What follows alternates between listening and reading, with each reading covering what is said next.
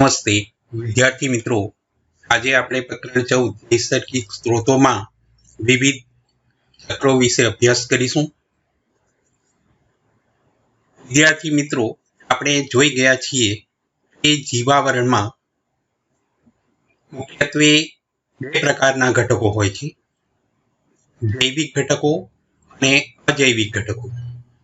જૈવિક ઘટકો એટલે કે વનસ્પતિ અને પ્રાણીઓનો સમાવેશ થાય છે, અને અજૈવિક ઘટકો એટલે કે હવા, પાણી, જમીન જેવા ઘટકોનો સમાવેશ થાય છે. આ ઘટકોની આંતરક્રિયા એ જીવાવરણ જે છે એને ગતિશીલ અને સ્થાયી બનાવે છે. કે એમની જે આંતરક્રિયા દરમિયાન જૈવિક ઘટકો અને અજૈવિક ઘટકો વચ્ચે કેટલાક પદાર્થો, ઓક્સિજન, નાઇટ્રોજન, કાર્બન, પાણી અને ઉર્જા જે છે એનું જૈવિક ઘટકોમાંથી અજૈવિક ઘટકોમાં અને પરસ્પર ઉર્જાનું સ્થાનાંતર થતું જોવા મળે છે. અહીં વિદ્યાર્થી મિત્રો, તમને સવાલ આપવામાં આવેલ છે કે જીવાવરણ ગતિશીલ અને સ્થાયી શાના દ્વારા થાય છે, એના દ્વારા શું થાય છે? તો આપણે જોઈ ગયા જીવાવરણના જૈવિક અને અજૈવિક ઘટકો વચ્ચેની આંતરક્રિયા જીવાવરણને ગતિશીલ અને સ્થાયી બનાવે છે. આ આંતરક્રિયા દ્વારા જીવાવરણના વિવિધ ઘટકો વચ્ચે પદાર્થ જેવા કે ઓક્સિજન, નાઇટ્રોજન, કાર્બન, પાણી અને ઉર્જાનું સ્થળાંતર થાય છે. ત્યારબાદ વિદ્યાર્થી મિત્રો, આપણે અહીં જલચક્ર વિશે જોઈશું. આપણે જોઈ ગયા કે સૂર્યપ્રકાશની હાજરીમાં પૃથ્વી પર રહેલા પાણીનું બાષ્પીભવન થાય છે, અને ત્યારબાદ એ બાષ્પીભવન થયેલું જે પાણી હશે એનું સંઘનન એટલે કે સંગઠન થયા બાદ એનું વાદળ રચાય છે, અને ત્યારબાદ એ વાદળમાં રહેલા જે પાણીના જે બિંદુઓ જે છે એ વજનદાર થવાથી એ વરસાદ સ્વરૂપે પૃથ્વી પર પડે છે. આ જે આખી ક્રિયા જે છે એને જેમાં પાણીની બાષ્પ બને છે અને વરસાદના સ્વરૂપમાં પૃથ્વી પર ફરીથી પડે છે, અને પેલું પાણી એ નદીઓ દ્વારા ફરીથી સમુદ્રમાં જાય છે, અને એ જે આખું જે ચક્ર બને છે એને જલચક્ર તરીકે ઓળખવામાં આવે છે. એની આપણે સમજૂતી જોઈએ તો અહીં આકૃતિમાં દર્શાવ્યા પ્રમાણે વરસાદ સ્વરૂપે પૃથ્વી પર જે પાણી આવે છે એમાંથી કેટલોક ભાગ એ જમીનમાં શોષાઈ જાય છે, એ ભૂગર્ભીય જળનો ભાગ બને છે, અને એ જે ભૂગર્ભીય જળ છે એને આપણે સપાટી ઉપર ઝરણાઓ દ્વારા સપાટી પર આવે છે, અથવા તો આપણે આપણા રોજિંદા ઉપયોગ માટે કુવાઓ અને ભૂગર્ભીય કુવાઓની મદદથી સપાટી ઉપર લાવીએ છીએ, અને આ પાણીનો ઉપયોગ સ્થળચર જીવજંતુઓ અને વનસ્પતિઓ કરે છે. અને કેટલુંક જે પાણી હશે એ આ રીતે નદીઓ દ્વારા એ સમુદ્ર સુધી પહોંચે છે. આમ ત્યારબાદ એ જે પૃથ્વી પર રહેલું જે પાણી હશે એ બાષ્પીભવન અથવા તો બાષ્પોત્સર્જન દ્વારા વાદળો બને છે, અને વરસાદ સ્વરૂપે એ પૃથ્વી પર પડે છે, અને એ રીતે જલચક્રનું નિર્માણ થતું હોય છે. અહીં વિદ્યાર્થી મિત્રો, તમને સવાલ આપવામાં આવેલ છે કે જલચક્ર સમજાવો. પાણીમાંથી પાણીની બાષ્પ બને છે અને વરસાદના સ્વરૂપમાં પૃથ્વીની સપાટી પર પડે છે, અને પછી નદીઓ દ્વારા સમુદ્રમાં પહોંચે છે, જેને જલચક્ર કહે છે. અહીં સમગ્ર પાણી જે પૃથ્વી પર આવે છે તે તરત જ સમુદ્રમાં જતું રહેતું નથી, પરંતુ તેમાંથી કેટલુંક પાણી જમીનમાં શોષાઈ જાય છે અને ભૂમિય જળનો ભાગ બની જાય છે. કેટલુંક ભૂમિય જળ ઝરણાઓ દ્વારા સપાટી પર આવે છે, અથવા આપણા રોજિંદા વ્યવહારો કે ઉપયોગ માટે કુવાઓની મદદથી સપાટી પર લાવીને એનો ઉપયોગ કરીએ છીએ. સજીવોની વિવિધ ક્રિયાઓમાં સ્થળચર જીવજંતુઓ અને વનસ્પતિઓ પાણીનો ઉપયોગ કરે છે.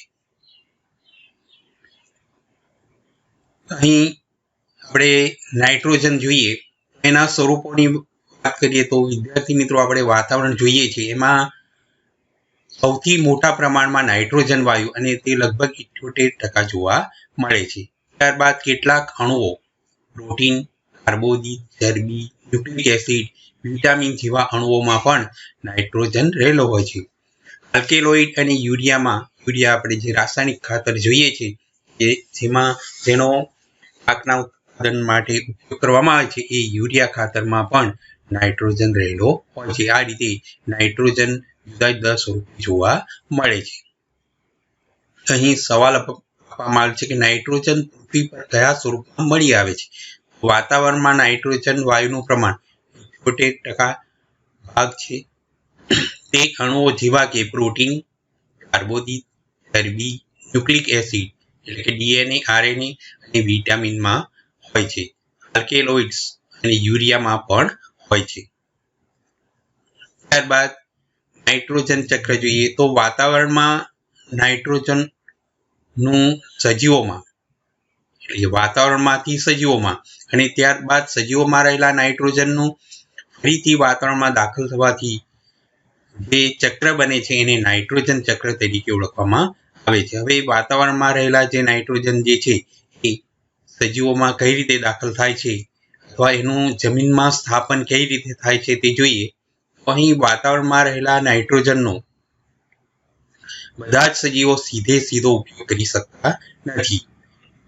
સિમ્બી કુળની વનસ્પતિઓના મૂળમાં અહીં દર્શાવવામાં આવેલ છે કે એક વિશિષ્ટ પ્રકારની સંરચના જોવા મળે છે અને તેને મૂળ ગંડિકા તરીકે ઓળખવામાં આવે છે. અને એ મૂળ ગંડિકામાં રાઇઝોબિયમ નામના બેક્ટેરિયા રહેલા હોય છે અને તે વાતાવરણમાંથી નાઇટ્રોજનનું શોષણ કરે છે અને એ નાઇટ્રોજનનું નાઇટ્રાઇટ્સમાં પરિવર્તન કરે છે. બીજી ભૌતિક ક્રિયા દ્વારા પણ એ નાઇટ્રોજનનું સ્થાપન થાય છે અને એ ભૌતિક પ્રક્રિયામાં વીજળીના ચમકારા સમયે ઊંચા તાપમાન અને ઊંચા દબાણે નાઇટ્રોજન ઓક્સાઇડમાં રૂપાંતર થાય છે. એ નાઇટ્રોજન ઓક્સાઇડ વરસાદના પાણીમાં ભળીને નાઇટ્રિક એસિડ અને નાઇટ્રસ એસિડ બનાવે છે અને વરસાદની સાથે જમીન ઉપર આવે છે. આમ વાતાવરણમાં રહેલા નાઇટ્રોજનનું વિવિધ સંયોજનો નાઇટ્રેટ્સ, નાઇટ્રાઇટ્સ, નાઇટ્રિક એસિડ અને નાઇટ્રસ એસિડમાં રૂપાંતર થાય છે. હવે સામાન્ય રીતે વનસ્પતિઓ નાઇટ્રેટ્સ અને નાઇટ્રાઇટ્સ મેળવી અને એનું એમિનો એસિડ બનાવે છે અને આ એમિનો એસિડનો ઉપયોગ પ્રોટીન બનાવવામાં થાય છે. હવે જ્યારે વનસ્પતિઓ અને પ્રાણીઓ મૃત્યુ પામે છે ત્યારે ભૂમિમાં રહેલા કેટલાક બેક્ટેરિયા એ નાઇટ્રોજનનું નાઇટ્રેટ્સ અને નાઇટ્રાઇટ્સમાં પરિવર્તન કરે છે અને બીજા પ્રકારના બેક્ટેરિયા આ નાઇટ્રેટ્સ અને નાઇટ્રાઇટ્સને નાઇટ્રોજન તત્વોમાં ફેરવે છે અને એ રીતે વાતાવરણમાં રહેલો નાઇટ્રોજન સજીવોમાં અને સજીવોમાંથી ફરીથી એ વાતાવરણમાં દાખલ થઈ નાઇટ્રોજન ચક્ર પૂર્ણ થાય છે. અહીં વિદ્યાર્થી મિત્રો તમને સવાલ આપવામાં આવેલ છે કે નાઇટ્રોજન ચક્ર સમજાવો. અહીં આકૃતિમાં પણ દર્શાવવામાં આવેલ છે કે સિમ્બી કુળની વનસ્પતિઓની મૂળ ગંડિકામાં આવેલા બેક્ટેરિયા નાઇટ્રોજન પરમાણુનું નાઇટ્રેટ્સ કે નાઇટ્રાઇટ્સમાં પરિવર્તન કરે છે. બીજું, વીજળીના ચમકારાના સમયે નાઇટ્રોજન ઓક્સાઇડ બને છે. આ ઓક્સાઇડ પાણીમાં ભળીને નાઇટ્રિક એસિડ અને નાઇટ્રસ એસિડ બનાવે છે અને વરસાદની સાથે જમીનની સપાટી પર વરસે છે ત્યારે તેનો ઉપયોગ વિવિધ સજીવો દ્વારા થાય છે. વનસ્પતિઓ નાઇટ્રેટ્સ કે નાઇટ્રાઇટ્સને એમિનો એસિડમાં ફેરવે છે અને તેનો ઉપયોગ પ્રોટીન બનાવવામાં થાય છે. જ્યારે પ્રાણીઓ એ વનસ્પતિઓ મૃત્યુ પામે છે ત્યારે ભૂમિમાં રહેલા બેક્ટેરિયા વિવિધ સંયોજનોમાં આવેલા નાઇટ્રોજનનું નાઇટ્રેટ્સ કે નાઇટ્રાઇટ્સમાં પરિવર્તન કરે છે. બીજા પ્રકારના બેક્ટેરિયા આ નાઇટ્રેટ્સ કે નાઇટ્રાઇટ્સને નાઇટ્રોજન તત્વમાં ફેરવે છે અને આ રીતે પ્રકૃતિમાં નાઇટ્રોજન ચક્ર હોય છે. ત્યારબાદ આગળ સવાલ જોઈએ તો કાર્બન પૃથ્વી પર કયા સ્વરૂપમાં મળી આવે છે. કાર્બન મૂળભૂત જે તત્વ જે છે એ તત્વ સ્વરૂપમાં હીરો અને ગ્રેફાઇટમાં મળી આવે છે. બીજું, સંયોજન સ્વરૂપે વાતાવરણમાં કાર્બન ડાયોક્સાઇડના સ્વરૂપમાં, વિવિધ પ્રકારના ખનિજોમાં કાર્બોનેટ અને હાઇડ્રોજન કાર્બોનેટ સ્વરૂપમાં મળી આવે છે. સજીવોમાં કાર્બન આધારિત અણુઓ જેવા કે પ્રોટીન, કાર્બોદિત, ચરબી, ન્યુક્લિક એસિડ અને વિટામિનમાં પણ હોય છે. ઘણા બધા પ્રાણીઓમાં બાહ્ય અને અંતઃકંકાલ પણ કાર્બોનેટ ક્ષારોથી બનતા હોય છે. ત્યારબાદ કાર્બન ચક્ર સમજાવો. અહીં વાતાવરણમાં રહેલો જે કાર્બન હશે એ સજીવોમાં અને ત્યારબાદ ફરીથી વાતાવરણમાં દાખલ થઈ એ પૂર્ણ ચક્ર બને છે અને કાર્બન ચક્ર તરીકે ઓળખવામાં આવે છે.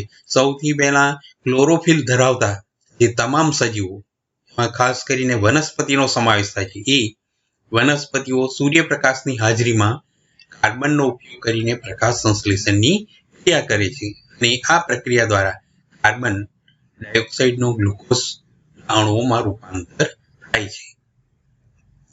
આ ગ્લુકોઝના અણુ બીજા પદાર્થોમાં રૂપાંતરિત થાય છે અથવા તો અન્ય સજીવોમાં મહત્વના અણુઓનું સંશ્લેષણ કરવા માટે ઉર્જા આપે છે. જીવંત પ્રાણીઓને ઉર્જા મેળવવાની પ્રક્રિયામાં ગ્લુકોઝનો ઉપયોગ થાય છે. ત્યારબાદ શ્વસનની ક્રિયા દ્વારા ગ્લુકોઝનું કાર્બન ડાયોક્સાઇડમાં રૂપાંતર થાય છે. આમ આ કાર્બન ડાયોક્સાઇડ વાતાવરણમાં પાછો ભળી જાય છે અને કેટલીક દહનની ક્રિયા દ્વારા પણ કાર્બન ડાયોક્સાઇડ વાતાવરણમાં ઉમેરાય છે. આગળ સવાલ જોઈએ તો ગ્રીન હાઉસ અને ગ્રીન હાઉસ અસર એટલે શું? ગ્રીન હાઉસની વ્યાખ્યા જોઈએ તો ઠંડા વાતાવરણમાં ઉષ્ણકટિબંધીય વનસ્પતિઓને ગરમ રાખવા માટે બનાવવામાં આવતા કાચના આવરણને ગ્રીન હાઉસ કહેવાય છે. અને ગ્રીન હાઉસ અસર જોઈએ તો કેટલાક વાયુઓ પૃથ્વીમાંથી ઉષ્માને પૃથ્વીની બહારના વાતાવરણમાં જતા રોકે છે અને વાતાવરણમાં આવેલા આ પ્રકારના વાયુઓનો વધારો સમગ્ર વિશ્વના સરેરાશ તાપમાનને વધારી શકે છે અને આ પ્રકારની અસરને ગ્રીન હાઉસ અસર તરીકે ઓળખવામાં આવે છે. ત્યારબાદ વિદ્યાર્થી મિત્રો, અહીં ઓક્સિજન કયા સ્વરૂપે મળે છે તેનો સવાલ આપવામાં આવેલ છે. તો ઓક્સિજન આપણે વાતાવરણમાં જોઈએ તો એ મૂળભૂત સ્વરૂપે આશરે 21% જેટલો હોય છે અને સંયોજનના સ્વરૂપમાં જોઈએ તો કાર્બન ડાયોક્સાઇડ સ્વરૂપમાં પણ મળી આવે છે. કેટલીક ધાતુઓ અને સિલિકોનના ઓક્સાઇડના સ્વરૂપમાં મળી આવે છે અને ઓક્સિજન જૈવિક અણુઓ જેવા કે કાર્બોદિત, પ્રોટીન, ન્યુક્લિક એસિડ અને ચરબીના ઘટક તરીકે પણ હોય છે. આગળ ઓક્સિજન ચક્ર સમજાવો. અહીં વાતાવરણમાં ઓક્સિજનનો ઉપયોગ 3 પ્રક્રિયાઓમાં થાય છે: શ્વસનની પ્રક્રિયામાં, દહનની પ્રક્રિયા અને ત્રીજી નાઇટ્રોજનના ઓક્સાઇડના નિર્માણમાં. અને એ રીતે આ પ્રક્રિયાઓમાં ઓક્સિજનનો ઉપયોગ થતો જોવા મળે છે અને ઓક્સિજન જે સજીવોમાં હોય તેમાંથી વાતાવરણમાં ઉમેરો માત્ર પ્રકાશ સંશ્લેષણની ક્રિયા દ્વારા જ થાય છે અને આ રીતે ઓક્સિજન ચક્રની રૂપરેખા બને છે. એટલે કે વાતાવરણમાં રહેલો ઓક્સિજન આ પ્રક્રિયાઓમાં ઉપયોગ થાય છે અને ફરીથી એ ઓક્સિજન જે હશે એ વાતાવરણમાં આ પ્રકાશ સંશ્લેષણની ક્રિયામાં ફરીથી એ દાખલ થાય છે અને એ રીતે ઓક્સિજન ચક્રની રૂપરેખા જોવા મળે છે. આગળ સવાલ જોઈએ તો વિદ્યાર્થી મિત્રો, ઓઝોન સ્તર સમજાવો. આપણે સામાન્ય રીતે ઓક્સિજન એ મૂળભૂત સ્વરૂપમાં દ્વિપરિમાણીય એટલે કે O2 નું સ્વરૂપમાં મળી આવે છે, પરંતુ વાતાવરણના ઉપરના આપણે ભાગમાં જઈએ ઓક્સિજનના 3 પરમાણુવાળા અણુઓ પણ મળી આવે છે જેને ઓઝોન કહેવાય છે અને એનું સૂત્ર O3 છે અને એ જે ઓઝોન જે છે એ ઝેરી હોય છે. એ સૂર્યમાંથી આવતા હાનિકારક વિકિરણોનું શોષણ કરે છે. આ રીતે તે હાનિકારક વિકિરણોને પૃથ્વીની સપાટી પર પહોંચતા રોકે છે, જે સજીવોને નુકસાન પહોંચાડી શકે છે. મનુષ્ય દ્વારા બનાવેલા વિવિધ પ્રકારના સંયોજનો જેવા કે ક્લોરોફ્લોરો કાર્બન એટલે કે CFC ઓઝોન અણુઓની સાથે પ્રતિક્રિયા કરે છે, તેથી ઓઝોન સ્તરમાં ઘટાડો થાય છે. ઓઝોન સ્તરનું વિઘટન અને ઓઝોનનો વધારે નાશ થવાને કારણે પૃથ્વી પર આવેલા સજીવો પર તેની અસર અનુભવે છે. વિદ્યાર્થી મિત્રો, આ રીતે અહીં આપણું આ પ્રકરણ પૂર્ણ થાય છે. આશા રાખું છું કે આજનો વિડીયો તમને પસંદ પડ્યો હશે. બીજા પ્રકરણો માટે હવે પછી આપણે મળીશું. આભાર.